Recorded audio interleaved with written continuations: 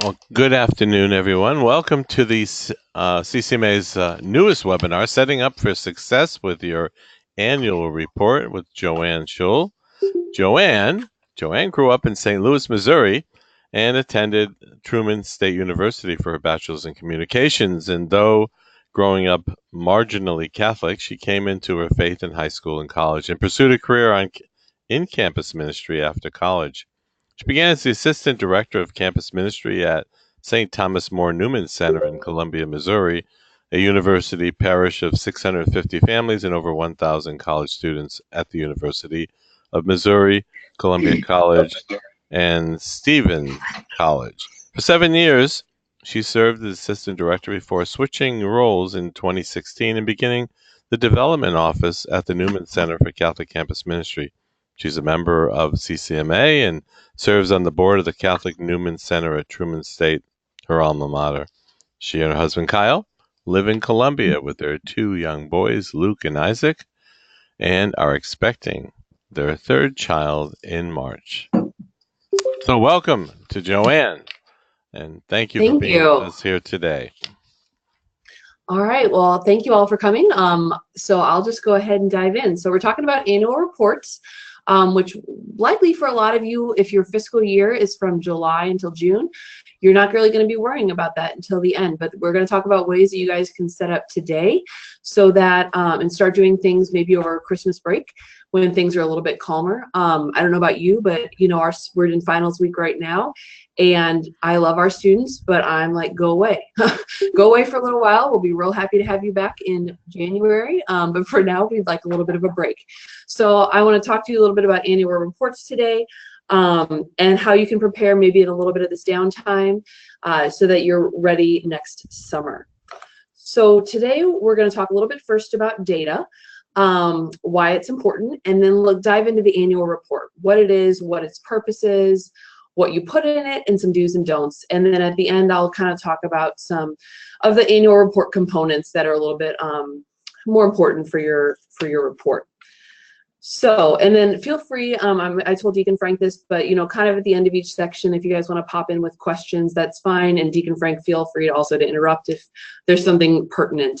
As you know, he mentioned I'm pregnant, so sometimes my words don't come out as they're supposed to, so please ask for clarity if you need to.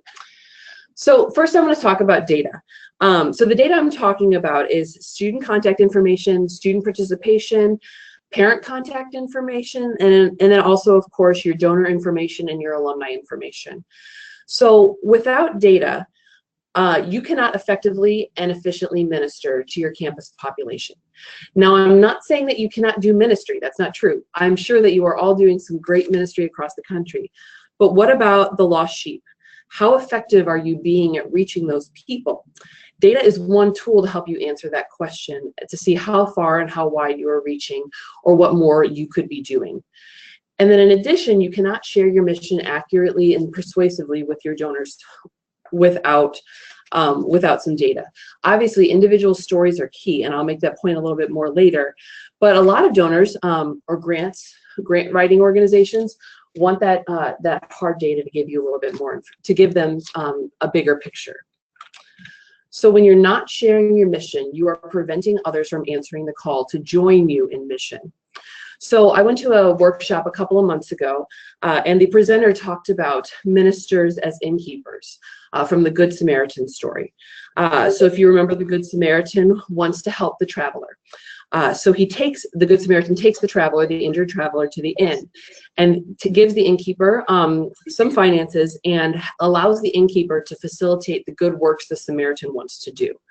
So as ministers, we are the innkeepers. So not just for our students, because obviously we want to give our students the skills to go out and do the good works on their own, but we are also doing that for our supporters. And so by serving as those innkeepers, we are helping our Good Samaritans, our supporters, join with us in mission. And we need to be able to share about that in order for them to do that. So the moral of the story, just in general, is to record as much as you can. Data helps you reach your ministry population. It can help you evaluate your programming and allocate resources. And then also plan for the future to know where you're going, where you need to be directing more resources. And then, like I just mentioned, bring donors into your mission. So getting started, even the smallest one-man shops can be making this a priority because it shouldn't be terribly difficult to add to your repertoire. So first of all, student registrations each year. Hopefully most of you guys are doing this so that you can be emailing your students or calling your students about what's going on. So at absolute minimum, you should be tracking your student registrations each year. And then hopefully, you know, for your retreats and your mission trips and your service trips, you already should have some rosters. So hang on to them. Don't lose them, and keep that in a space that's useful in the future. And then also track your vocations. Oh, please mute your calls or mute your microphones if you're just listening. But with your vocations, you can also be tracking that. Priesthood and religious life is fairly easy to track. Most of the time, people kind of know when that's happening or when people are leaving or have graduated and gone to the seminary or a convent or things like that. But then also missionary and volunteer work post-college is also really nice to track. A lot of people, especially donors, like to hear, wow, like, so-and-so came into their faith over college and now look what they're doing post-college. We're also trying to track things like people who are teaching in Catholic schools or working for Catholic organizations. That's a little bit more tricky, but not impossible. But you can at least be tracking those, some of those basic vocational things. If you want to get a little bit more adventurous, it's also easy to collect mass attendance counts, Bible and small group attendance, service events, or any events that require a sign up. This is not something that you necessarily have to be doing yourself. Have your student leadership do this. Our Student Pastoral Council, which is kind of like our executive board or leadership team, however you want to call it, that's it. What they do for mass attendance is at the beginning of the semester, they each pick 3 or 4 Sundays that they are going to count, and then we just kind of have a little system. They record that, and so at the end of this semester, we're going to know our average mass attendance for our student mass. Not too terribly difficult to do as long as you kind of have a system in place to do that, and ask your students to help you follow through. And if you get really ambitious, you can try tracking everything. I know there's some ministries out there that do this. We are not totally there, but do what you can. Bite off only what you can chew, but be open to how you can track more of your ministry programs and events. So sometimes this will be by student sign-in at an event, if that makes sense. Or sometimes it will be by aggregate numbers, number of plates served at a spaghetti dinner. Obviously, you're not going to have everybody sign in their name, but you can count how many people did you serve at a spaghetti dinner, or if you had a large welcome event, count how many people came to that sort of thing. And use your student leaders, use technology, use paper sign-ins if you need to. But those are some ways that you can really kind of gather a little bit more data about the bigger picture of your ministry. So where do you put all of this data? Excel spreadsheets are better than nothing, but they're not ideal. The data is there, but it can be very hard to use functionally when you're trying to pull together, those big picture sort of things. So if you have a database system, you use it. If you are not trained on it, every database system has some kind of training available to you. Take some time when you have some downtime, over Christmas break or maybe over next summer. Learn how to use it and learn how you can utilize it for your ministry. If you don't have something, there's a lot, and especially if money is a concern, there's a lot of systems out there that are relatively inexpensive. The 3 that I listed here are 3 that we have looked into. We actually use Breeze in our ministry, but the other 3 are also relatively inexpensive, like less, $50 to $100 a month. So not too terrible to, get going if you don't have something. And if you do need help with the data entry itself, consider using a student intern, or if you have a local, either if you're a university parish or if you have a local parish, maybe there's some folks, some retirees or something that want to help out that could potentially help enter your data. So don't feel like you have to do this all alone, because that can seem very overwhelming. Okay, so in terms of what to collect, in terms of student information, at minimum, you're looking at name, email, cell phone, and you're in school. And if you serve more than one school, obviously what school they go to. If you'll notice, I don't have address on here, local address. Students move all the time. I don't really honestly care where they live. They move so much that even if I wanted to mail them something, I'd probably have the wrong information by the time I got to it. So instead, ask for their parent information. A lot of people have told me, oh, our students wouldn't do that. If you ask them, they're going to give it to you. Maybe not everybody, but a lot of people will. And if, sometimes we have the problem of really poor handwriting. If that's the case, you can look at, our university has a directory that we can access to look to confirm if we have their email written down or typed correctly. We actually can also access some of their home addresses. But you can also use Google, Facebook, 411.com, whitepages.com, a lot of different things to help confirm whether or not you have the information that you think they've given you.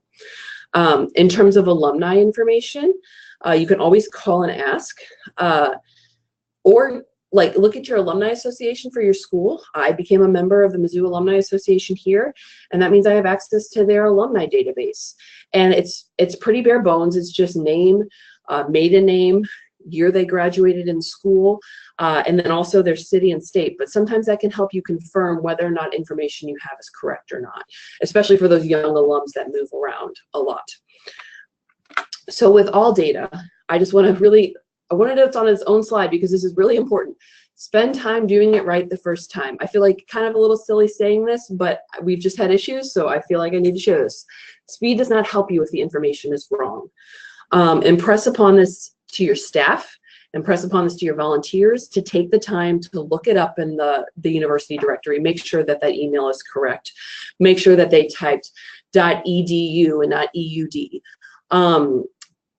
These are just little things that can slow you down later when you're trying to reach out to students. Regardless, do plan some time at the end of your big data entry period to clean up typos or other areas, especially those emails. I feel like they always get entered wrong. Just plan on spending some time cleaning that up. So now that you have all that data, what do you do with it? So uses of data, we've kind of talked about some of these already. Grant writing, a lot of granting organizations want some hard data when you apply. A case statement if you have one. When you're looking at staff evaluation, knowing, if you're in charge of retreats, are retreats growing? Are they decreasing? Data can be one tool used to evaluate some of that. Also, ministry planning and strategic planning, looking at the future. Where should you be going? Where should you be directing your resources? Donor visits. Sometimes there are donors that really are data oriented. We have a big engineering school here, so our engineering parents, they just want to know the hard facts and figures. How much money are you bringing in? How much does it cost per student? Data can help you know some of those numbers. And then also your newsletters and annual reports, which we are going to talk about today. So Deacon Frank, have any questions come in that we need to address right now?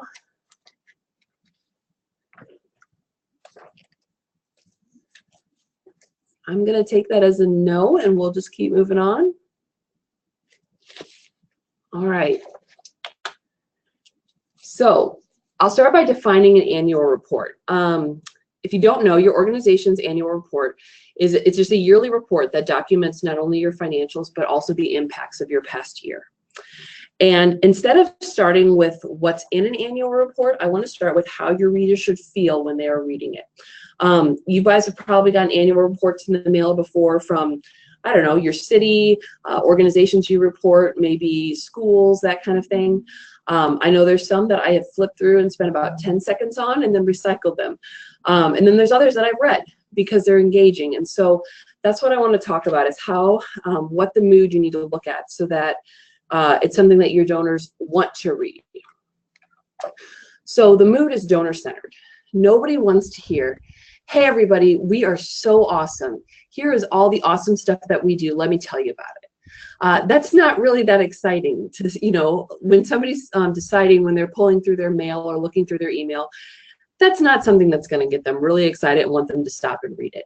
But they will stop and listen to, dear donor, you rock, you're awesome, here's why. Research has shown that people are more attentive when they are the center of the story. So let your reader shine. And this is not just a gimmick. Your supporters are central to your ministry's story.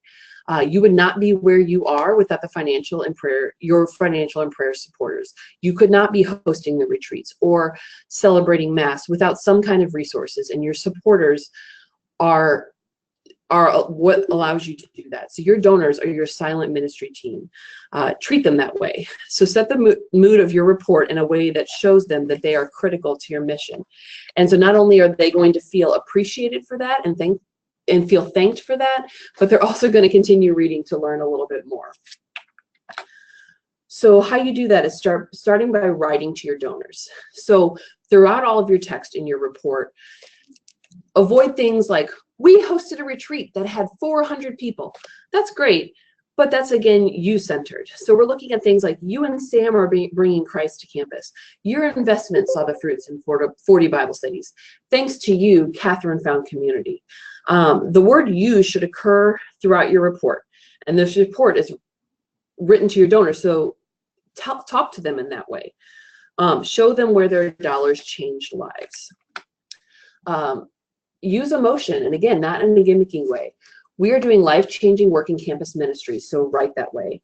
I think it's a safe bet to say that none of you find your job boring or unimportant. If that's the case, seek out some spiritual rejuvenation or find a new job. Like, you have exciting, life-changing work. So we are doing awesome things because of our students, and so it's your job to communicate that excitement, energy, and passion really well. So speak to the donor's emotions. Tell your story. It's not a court report. So it doesn't have to be news writing. It can be a story that you're telling as if you were telling, somebody face to face. And do tell individual stories. Now, we just spent a whole section on data. Obviously, use your data, but that's supporting evidence and not the headliner of your stories. Let the headliner be an individual student or something like an individual story that happened. And then just use that data as that supporting evidence. Okay, so now that we talked a little bit about how it should feel and how your donors should kind of come away feeling, we're going to talk now about what is in that annual report. And so this is just a brief overview. We'll go into depth a little bit more in future slides, so hopefully you'll hear some of these things. But most annual reports should have all these elements. First, a letter from the pastor or a director, kind of depending on how your center is set up. Sometimes the pastor may want to write this. Sometimes you might want to write this for the pastor, or have it be a joint process, because it can be a very important part of the, usually it's first or, very early on in the report, and so it can set the mood for the rest of the report. You're also going to be talking about outcomes, not outputs. So we put on a retreat of 400 students. It's so-and-so found Christ because of their involvement in this retreat. You're going to talk about mission. This is more than just your mission statement, though that can be included. More effectively, we're looking at stories that demonstrate mission. You'll want to list your board of directors. You can just do a listing. I always like to include a photo and a testimonial because I think it puts some faces on your board of directors. It's not just this listing of people that people skim over.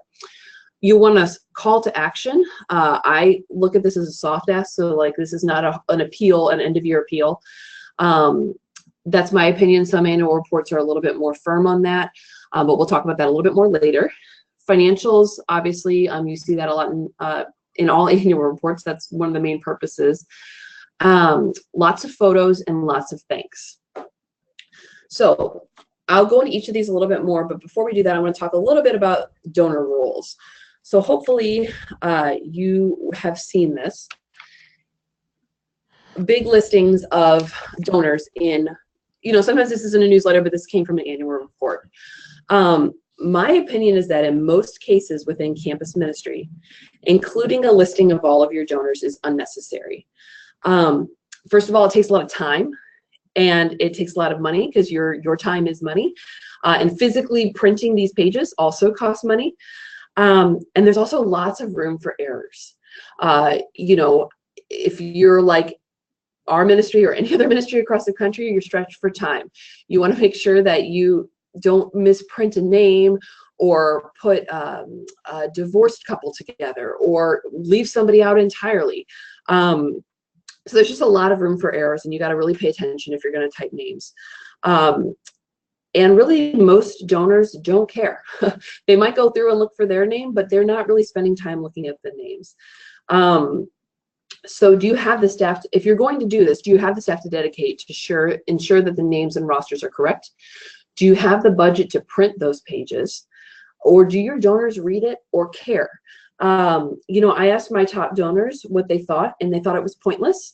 You know, we are in the Midwest, middle of the state of Missouri, and our donors are spread out all over the country, and they don't know each other. And so I asked my top donors what they thought, and they thought, you know, the geographic spread, it just doesn't make sense. You know, it's not like my local, you know, my local food pantry where I'm going to know my neighbors on that list. Like, I'm not going to know these people. And then we just have such a variety of donors. We have parents, we have older alumni, younger alumni. There's just no way that the listing is effective to them. So they said, don't print it. We would rather you save that space or tell me another story or show me another picture. Now, I will say in the example that I do have on this on the slide, this is probably going to be the best way to do it if you are going to list your donor names. Make sure you have photos. Make sure you have quotes from some of your supporters so that it's not just a listing of pages, like it is something that they can engage with as they flip through, even if it's just to read the quotes or see the pictures. So some other options here, because obviously you still want to recognize your donors and you still want to show them that you know, how many people are supporting and, you know, kind of let them feel like they're a part of the bigger picture. So look at aggregate figures that tell that story. So here's a couple of examples. The one on the left is actually CCMA's recent annual report. And so what this report is showing is growth. Like fund giving from 2017 to 18 grew dramatically. And really almost all of the circles and clubs that are listed here have grown. You can see that they cleared their budget, you know, so it's saying, wow, you know, I have made a difference from my giving. So if I've increased my gift, look at it, other people are doing that too. On the top right, this actually came from our annual report this year. So what we did was we listed our donors by type of donor, because we thought it was important to share that it's not just parents or just alumni. Like we actually have current students that are giving. And yeah, dollar for dollar, they're not giving as much, but the fact that they're giving is important. You know, showing how many monthly donors you have. On the bottom right, these two figures came from the same report, actually Open Arms in Minnesota. It's a food organization, and not just a food pantry, they do more things. But they actually spread their data throughout their report. So these are kind of a couple different sections where they talk about how many donors they have, how many new donors they have, how many donors they had to a specific event. So there are different ways to recognize your donors without actually listing their names. Okay, so that's just kind of a note on donor rules, but I did want to mention that because I think it's important for you to think a little bit outside of the box, especially in campus ministries where your students come from all over. And, you know, listing donor names is not just the only way that you can thank your donors. Okay, so we're going to look a little bit at what's most important and how much space you should give in your report, because we don't have unlimited budgets. We can't have as many pages as we want. And let's be honest, people aren't reading as much as they used to. So we can't make it long, even if we have the budget, because they're not going to read it. So in my opinion, I would spend 50% of your report talking about your accomplishments. About 15% on financials. Usually a page or so is enough for being able to list all that so that donors kind of have an idea what's going on. Letters, so this includes letter from your pastor, letter from your director, letter from your board, whoever it is. It can't take up that much of your report. People don't really want to read those letters. So a small percentage to letters. Some, you know, a small percentage to mission. Obviously some of that comes out in accomplishments as well, so there's some overlap. And then a call to action as well. So I know earlier we talked about donor thanks. And that's not listed in this because donor recognition and thanks should be a part of every single element of your report. It should be in your letter from the pastor. It should be somewhere on your financial page. It should be in every accomplishment that you talk about, because you're not talking about your accomplishments. You're talking about your donors' accomplishments and what they have been able to, what you have been able to do through them. Okay, so the next section, looking at some practical do's and don'ts. So this might be more applicable to those of you that already have annual reports, but if not, this will still help you develop up develop up your first annual report. And So let's get JoAnn, into some of these specifics. if I could Yes, interrupt you here, just a couple of questions came certainly. up. Okay, the first one is from Nick, and this kind of goes back a little bit. Do you have a software program you would suggest if we want to track vocations to the priesthood or religious life? I would say use whatever database you are currently using. A lot of databases have like groups or tags or something like that that you can do. So we just have one that's called Actively Discerning. And so that way I can just run a report and see, oh, we have 11 people actively discerning in religious life. So I would just say use whatever you have. Because having a secondary database or a secondary tracking system is just going to cause, well, there's room for errors, and then something's not going to get updated eventually. Great. And Nick, I've opened up your microphone if you want to follow up on that. No, thank you. That was helpful. Thank you. Okay, very good. Anna Mae has a question. I work in campus ministry center at a Catholic university, and I don't deal directly with donors. Does this strategy still apply? I would say yes, because somebody at some point down the road is going to ask you, are you doing your job? Are you fulfilling your mission? So having the data is helpful, but then also knowing how, like, so say your university comes to you saying, we are pulling together our annual report. What stories do you have for us? Knowing how to frame your stories can also be really helpful to them, but then also, can push your mission out through their offices to make that happen. Okay. Anna Mae, would you like to follow up on that? Okay. JoAnn, those are the two. Why don't we move on then? Thank you. Okay. Thanks. All right. So first of all, and this kind of goes back to Anna Mae's question, be authentic to your ministry's voice and brand. So even if you are not the one creating your annual report, if you know that voice, if you are able to share that with those people, then it's going to just make that flow of information, that flow out to your donors smoother and also clearer. And then also keep out an eye for diversity. So this applies, if you are just a campus minister and you don't do your annual report, when you're taking photos, keep an eye out for diversity. Gender, ethnicity, age, anything that's distinct at your school. I actually just received an annual report. It's actually it was a good annual report, but on the cover, there was not a single male besides a picture of one of the priests. And it's not a single-sex school. It was a co-ed school. And I noticed it right away. I was like, there is not a single male on the cover of this thing. And I'm looking through, and it was just lacking of males throughout. I know they have males involved in their ministry. I know the campus minister, but it was just lacking in showing that. So just make sure that, when you're taking photos, get a diversity of ages, genders, all that. I think gender is probably a big one, but then also ethnicity. If that's something that if you have diversity at your school, show it. Do use a lot of real photos and infographics. We are a visual society. If you don't have a ton of photos, put that on your list to start taking them now. Even if you use a decent camera if you can, but most cell phones have pretty awesome cameras right now. If you take it well and you don't put 15 filters on it or whatever, you can use those kind of photos in your annual report. One of our annual report photos came from my cell phone, and I was like, well, there we go. So just kind of start taking some photos now. Save them in a place that's usable for people throughout your ministry, even if it's not just you. Or if you feel like you are a terrible photo taker, ask a photography student. I mean, I know we're blessed here at the University of Missouri to have the leading journalism school in the country. So photojournalism is big, and so we have some pretty good photos. But ask your students, ask somebody who just loves photography, or make that, we actually now have in our Awakenings retreat, there's a position for photographer, so that we have somebody on staff that actually documents things. So take photos so that you have them for things like your annual report, newsletters, websites, all those things.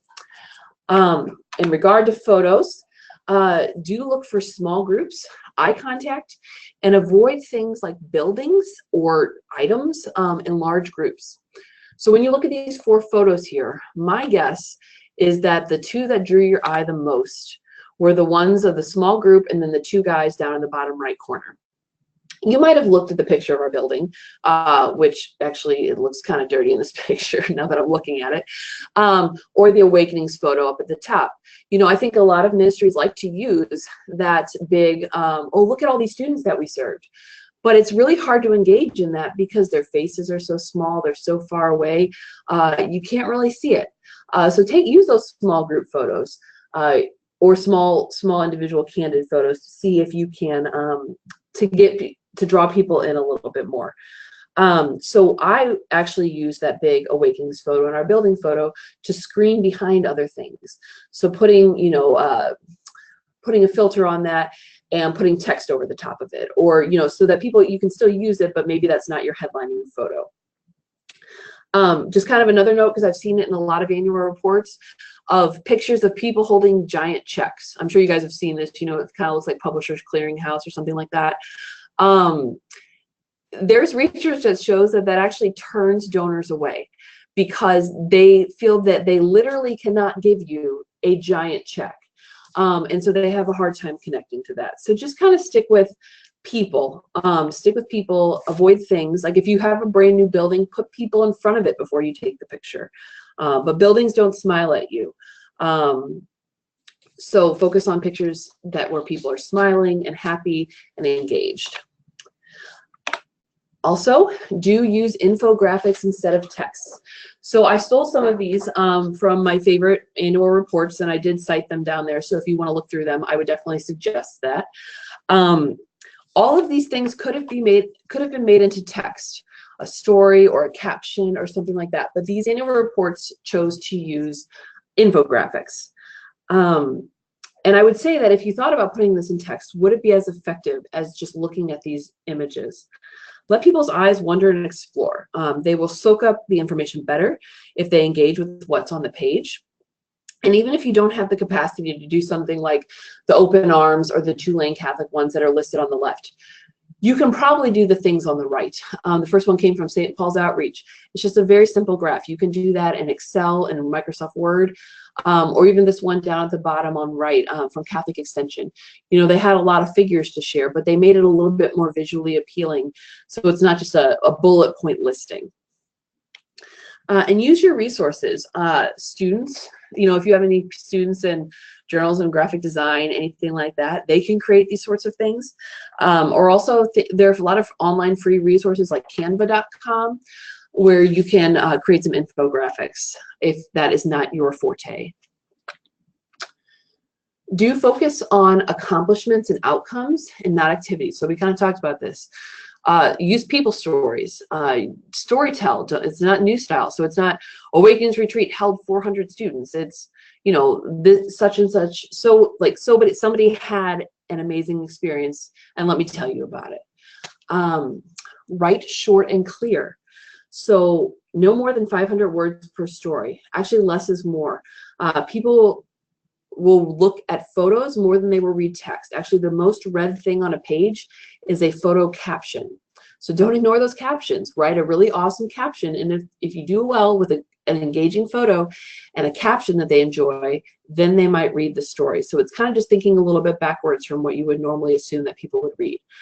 Aim for 6th grade reading level or lower. I should have done a screenshot of this, but HemingwayApp.com is a great resource. If you take your text and you just copy and paste it into the web browser on HemingwayApp.com, it will highlight all of your complicated sentences or any place where you use passive voice or too many adverbs. And it'll also tell you your grade level. I know that I naturally write at a pretty high grade level, so it helps you simplify things down so that you're writing at a 6th grade reading level or lower. I know this sounds kind of, again, counterintuitive, but people don't want to have to work to read something that they're supposed to be enjoying. So don't make it scholarly text, make it something that's good. And if you need a little bit more proof, the New York Times is written on a 4th grade reading level. And it's the most popular newspaper in the country. So there's probably a reason for that. And then lastly, weave the donor into all of your text. So as an exercise, print out what you've written and circle and highlight all the times you directly reference your donor. You should be having marks all over your page. If you don't, there's a problem. So looking at your headline, your captions, your stories, everything, there should be references to your donor directly, not just our donors did this, but you did this. Have that be throughout your whole report. A little bit on design. I won't spend too much time because I know not all of you are going to be the ones designing. Splurge for color. It's better to have a shorter report in color over a longer black and white report. We are a visual society, and your university is printing in color. Your donors, especially if they're parents or alumni, are expecting something on the same caliber as your university. So if you're printing a black and white report, they are just not going to read it over that pretty university report. Consider the length. Long enough to get the important information in, but not too long that you lose donor interest. My thought is 12 pages as an absolute max, but I think you can go shorter. And then consider your printing options. So talk to your printer. Sometimes glossy, matte, thicker paper may not be more expensive. We once got to print something on linen because our printer had an extra surplus of linen, and we would normally never do that. It's too expensive. But you can find some cost neutral things that you can do to make it stand out a little more. And then also consider the size. So this is actually screenshots of our 2 covers of our last 2 annual reports. The one on the left was from 2 years ago. We did an 8.5 by 11, and this past year we did a 6 by 9. We actually got a pretty strong response from the 6 by 9 just because it was a little different. It was something that donors weren't used to.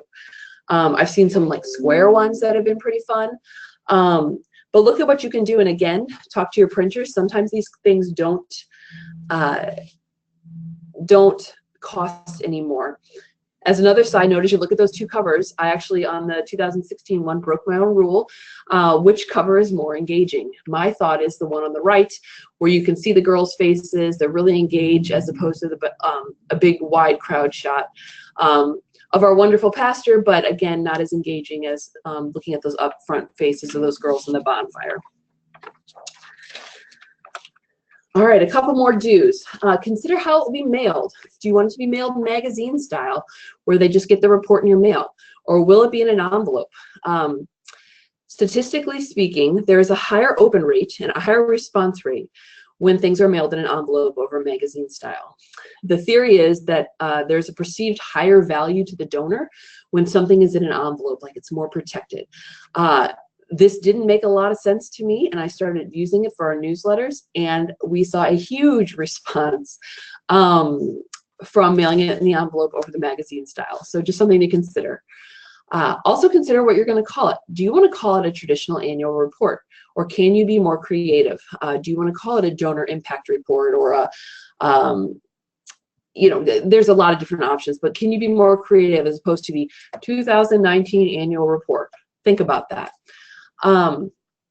Consider who you will mail it to. Do you have the funds? And some of this is based on funding. Send it to everyone on your mailing list. Some campuses do that. Donors for the past 2 to 3 years, basically send it what fits in your budget. We basically send ours to anybody who's donated in the past 2 years. So don't break your bank on it, but it's something that you can look at. But a way to reach those donors, even if you can't mail it to everybody, is publish your report online. Issue.com is free. You can upload your newsletters and your annual report and any other publications, which allows you the liberty to distribute via email and then also publish on your website. You might think, well, nobody looks at that, and I would venture to argue that that is not true. People do see this. Actually, about 6 weeks ago, I had somebody call me that saw our annual report online, wanted to donate to our endowment. So I said, absolutely. And I made sure that our annual report was accurate and up to date, and everything else on the website was up to date, because people are out there looking at it.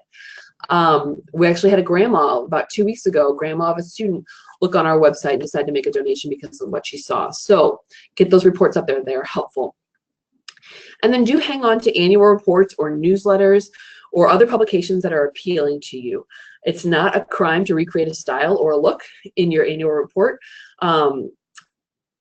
and if you like anything that you saw in this presentation, all the examples are referenced in the presentation. And then I also put some hyperlinks at the end if you want to look at some of those a little bit more in depth.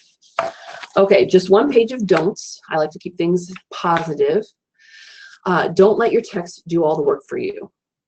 I have a hard time with this sometimes because I like to write, but shorter stories and bigger photos are what people want to see. Photos increase the amount of time that people read. Captions, like I said, captions are the most read item on the page, so make them good. Keep your pastor's letter short. People, they'll read it, but that's really not the thing that gets them most excited. Don't focus on internal achievements. Nobody really cares that you renovated your offices or got a new copy maker. Don't focus on things that only your board or staff would care about. Don't use stock photos. We talked about that a little bit. Relevant and real is more important than technical quality. So I would rather pick a slightly not great cell phone picture over a stock photo any day. Avoid those big check photos. Don't overspend. Stick to your budget. It is really easy in any publication to overspend what you set out to spend because you want to make it look prettier and fancier or increase the length. Stick to the budget you have. And then don't over format or over design. People just get kind of frustrated with things that are a little too complicated. So keep it clean and easy on the eyes. And then don't shortcut donor appreciation. We talked about that at the very beginning, and I'll break it up again. This should be central and critical to your entire report. JoAnn, while we are at this point, Father Patrick asks, are you including a letter as a separate item or incorporated into the report? I have seen it both ways. Again, it kind of depends on your budget and what you want to do. I prefer to keep it into the report because then it's always connected. So if you mail it out to somebody and you have a cover letter and then the annual report, they're probably going to lose that cover letter, but they might hang on to the annual report. And so I just try to kind of keep it all together. Very good. Thank you. All right. So it looks like we have about 15 minutes left, which is just enough time to go through all these elements and leave some time for questions. So I'm not going through every single element that we talked about earlier, but just some of the bigger ones. So 3 of the more important parts of the report.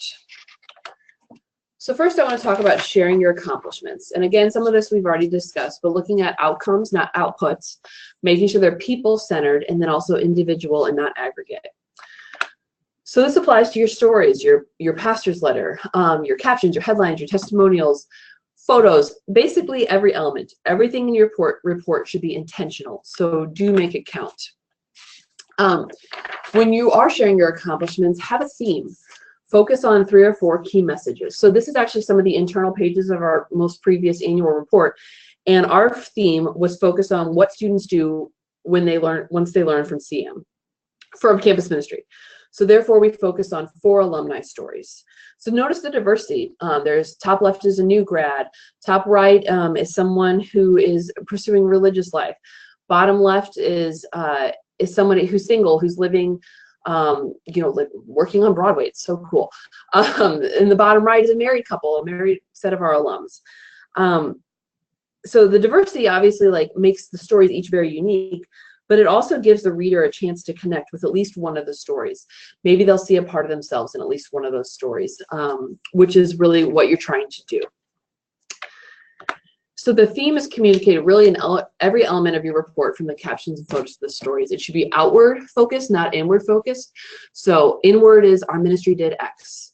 Outward focused is our students experienced X through our ministry and therefore did Y. So the end goal of your ministry is not to put on amazing retreats. Your end goal is to be changing hearts for Christ. And so make sure that you are focusing on that outward part and not the actual things that you do in your ministry. Okay, the second section, financial reports. These 3 words really sum it all up: simple, transparent, and accurate. Any financial report that you put out in your annual report should include all 3 of those things. So what people don't want to read is this report. And I can share that it's our parish's annual report from a couple years ago. It got printed in our bulletin. And it's, why don't people like this? There's no narrative. So if you look there's a big old red number under reserve. Why is that negative? I don't know why that's negative, but that's a lot of money. I mean, I know why, but I'm saying like the average person looking through that doesn't know. It's hard to understand, what are all of these things? What do they mean? I don't understand what debt service means. You know, what is debt service? It's just very visually unappealing. And so even though it is accurate, it is not easily transparent. So besides seeing at the very bottom a zero balance, which means that we're not in debt, so that's good.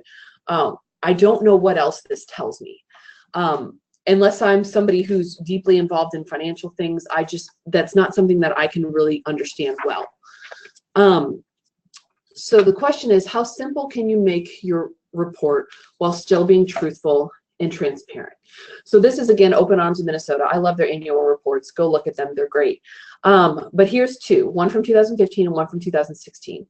So the one from 2015, it's better. Like, you know, you see these nice pie charts up from the top, and then there's some, you know, pretty detailed assets down in the bottom. A little complicated, but I think better than what I showed you on the previous slide. At least it's also visually engaging. There's color, things like that.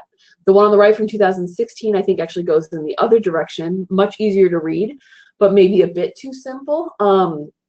You know, it's there, but I would argue that maybe there's a little lack of transparency, only because there's a lack of information. So maybe somewhere in between of the two of these is good. Next, I'll show you two from Campus Ministries. The top one is from Tulane, and the bottom one is actually ours from this past year. And so what I want to kind of mention about these is that they're clean and easy to comprehend, and then they both have a narrative where it's necessary. And again, the donor is mentioned in both of these. But the narrative is there to kind of explain, you know, some of the gaps or where things may not make total sense. But I also want to note, if you look at the bottom one, my budget is not broken up into these exact categories. I had to combine and package my budget in ways that would make sense to our readers. So in my budget, salaries and benefits are split up into two. Evangelization and focus are in a different place. And, you know, like things are just kind of a little, not quite broken up in that way. However, the bottom line is that it's still accurate. And if somebody did come to me and say, let me see your financial numbers, and I explained how I broke it up, it would be accurate and I could justify it if asked. So make sure that however you list your financials is clear to, you know, clear to your donors, but is also correct. Okay, the last section I want to look at is the call to action. So you need to have one. It should be celebratory and not pushy, and then make it meaningful. So the call to action basically tells your readers, so they've read your annual report, the call to action usually comes toward the end. It says, what next? Wow, you have just done a great job of telling me all the wonderful things that I've done, so what's next? So there's several ways that you can do this, and so here are some meaningful call to actions. You can do a give now with a reply envelope. Personally, this is not my favorite.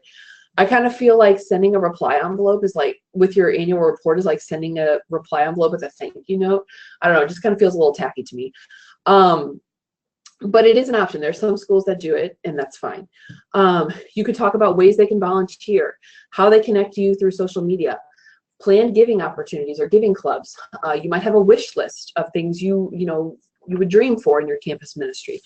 And then I think in all aspects, you should always have an invitation to continue in mission. So always invite your reader to continue to partner with you in mission through their prayers and financial support, and thank them for that. Because I think that can be, knowing that they are wanted and that they are appreciated is one of the most important things you can have them understand through this annual report. Okay, so it's December. What can you do now besides catch up on sleep and not have to be in your ministry office at like 11 p.m. at night? First of all, maybe think about and decide upon a theme. Is there something that's been going on in your ministry that you feel like this could be a really good theme that we could use in our annual report? Think about that now. Start gathering data and photos. Even if you don't dump it all in one place, change the names. At least you know what the event is on the photo. Maybe caption them a little bit if there's something special about it. Just start gathering some of that data. Collect stories from your students and staff. If you feel very inspired about something, write a story right now. Sometimes, you know, I'll come meet somebody and I'm like, you know what, I'm going to write up a story about this off of the newsletter, and I might not use it for a couple months, but then it's fresh and it's also exciting. And then set a timeline. Obviously, your fiscal report you cannot do until after the end of your fiscal year, maybe 2 or 3 months after. But I always try to get it out before school starts back up in August because let's be honest, that's probably the craziest time of the year. So if you can get this done before that, you will be in a much better shape and less crazy. And then once you have that annual report in hand, use it as a tool to share the good news of your ministry. So you're going to want to obviously send it to your donors, but you might use it in your grant applications, publish it on your website, have copies out at parent and alumni events. I've seen a lot of parents and a lot of alumni pick up those annual reports and look at it and then maybe ask some questions about it, and it kind of re-engages them in your ministry. And then also just be knowledgeable, like even if you're not the person that necessarily holds the keys to the annual report, be knowledgeable about the contents so that you can be on the same page and share those things with those that you interact with, because you are interacting with alumni and parents or soon to be alumni and your graduating seniors. So make sure that you know that kind of information. On this next slide, I'll just, it'll reference, you'll see it in the PowerPoint, but here's a couple of annual reports that I really love. I think they're really pretty. If you are from an art school or anything that has like a strong arts focus, definitely look at the Toledo Museum of Art annual report. It is beautiful. So if that's important to your school, I would definitely think, consider focusing on something like that. And then, ooh, why is this not moving? Oh, I missed a slide. I don't know where it went. Basically, my last slide just said thank you. That's about all I have. So I definitely would like to just open the floor to any questions you might have. Very good. We have a few lined up here, JoAnn. I think you answered the first two. So Nina asked about the envelope, a return envelope, and I think you answered that. But I'll open up Nina's microphone here if she has any follow-up to that. All set? No, I don't actually. Right. But the second one I do. Oh, you wrote a second one. Why don't you take that, and then we'll go back to Teresa. Okay. I asked, what are your thoughts about sending out a report annual appeal in November? Because that's currently what we do, but it just doesn't feel like a good time. So what are your thoughts on that? I'm assuming you're on the traditional like academic calendar. Yeah. I think waiting until November, I mean, maybe that has to happen because of how like the timeline of things is set up for your ministry or where your fiscal year ends. I don't like sending them out that late because I feel like it starts to compete with your newsletter and your end of year appeal.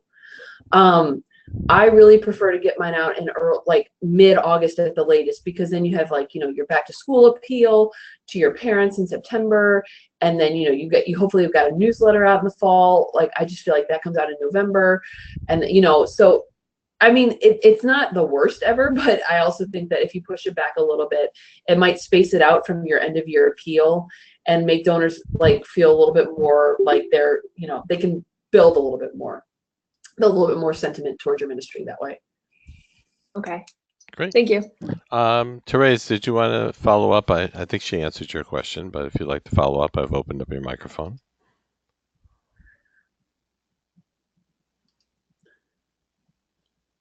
Oh, okay. Perhaps she doesn't have a microphone. That could happen. Okay, and then Matt has a question. And Therese, I left your microphone open in case you wanted to come back in a moment.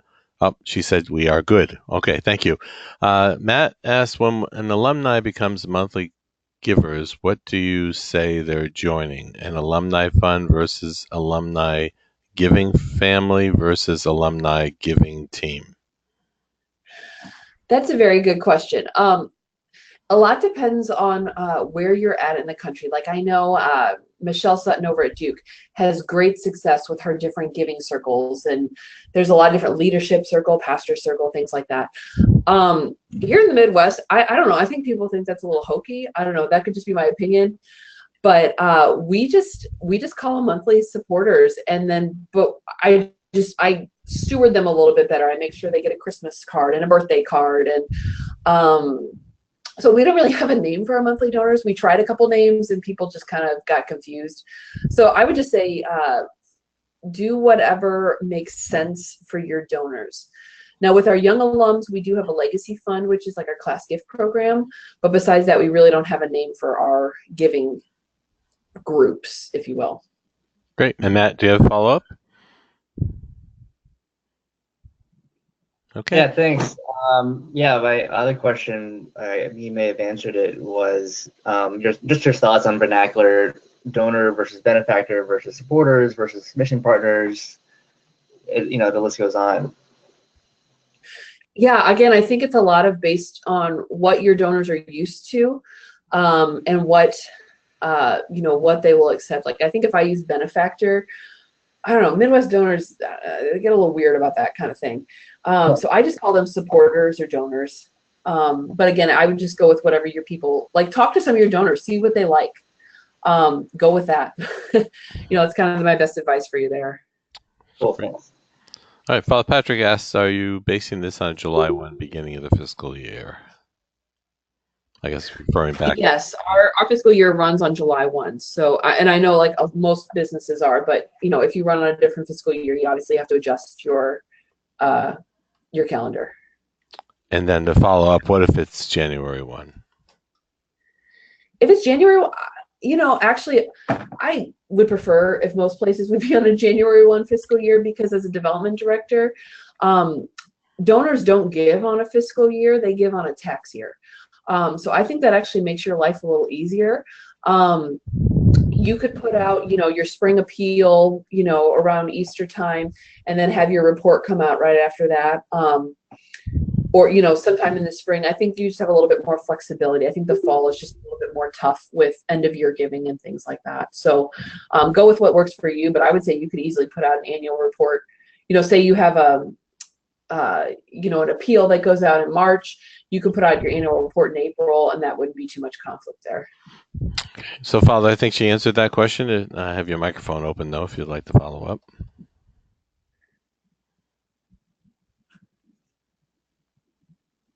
Okay.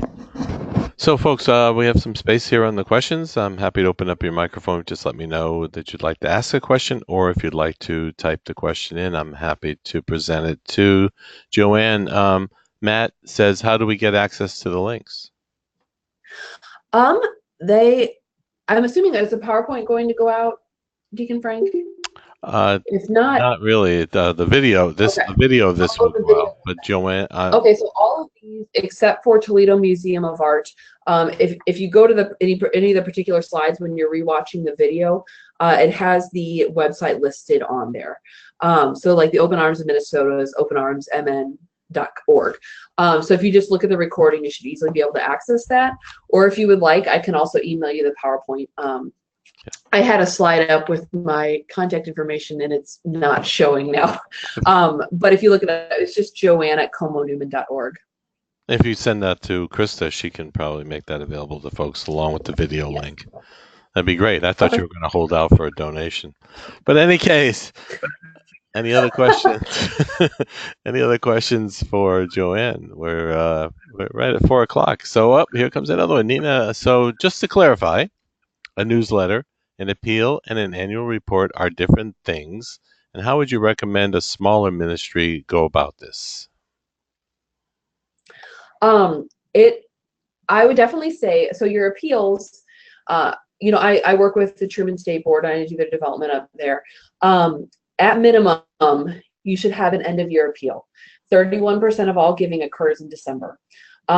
So ask people for money in December. They're more likely to give it to you. I think a back to school appeal to parents, say in September is great, but definitely an end of year appeal in December is, like at the beginning of December, is critical. And that is what you would call a hard ask, where you are specifically saying, I am sending you this letter, send us money. I mean, not like that. I mean, nicer, but that's essentially what you're going for. A newsletter is sharing some of the things of your ministry. So we try to put out our newsletter in November, then they get an end of year appeal in December. Most newsletters have a soft ask, so there might be a reply device if you people feel committed or compelled to give. But a newsletter is just, again, sharing some of your stories. Your annual report does also share stories, but it's really very it's focused on that, like, this is celebratory. These are our accomplishments for the year. Here's our financial statements, which is one of the most important parts of your annual report, but it's also very celebratory, as opposed to newsletters, which is saying, here's what's going on now. Now, I will say most of the things that I mentioned here in terms of how to write to your donors, the style, being donor-centered also applies to newsletters, but there is just a slightly different feel in terms of the annual report. For a small ministry, though, I would definitely say try to get newsletters out if you can. Sometimes a newsletter and an appeal can be combined into one. But an annual report, even if it's something you don't mail widely, it could be a really great resource for you to have for your ministries. And it also creates that transparency for your donors since they're able to see those financials. Okay, Nina, all set? Okay. Mike's Yeah, open. all set. All right. Mike's open. All right. Oh, any other questions? All right. Nina says good. All right. Well, we appreciate all of you joining us here today for CCMA's webinar, and we thank JoAnn for her participation. And this will have been recorded and will be available to you from CCMA in the very near future. So I wish you all a very Merry Christmas, and again, JoAnn, thank you so much on behalf of CCMA. Thank you. Okay. Have a great night, everyone.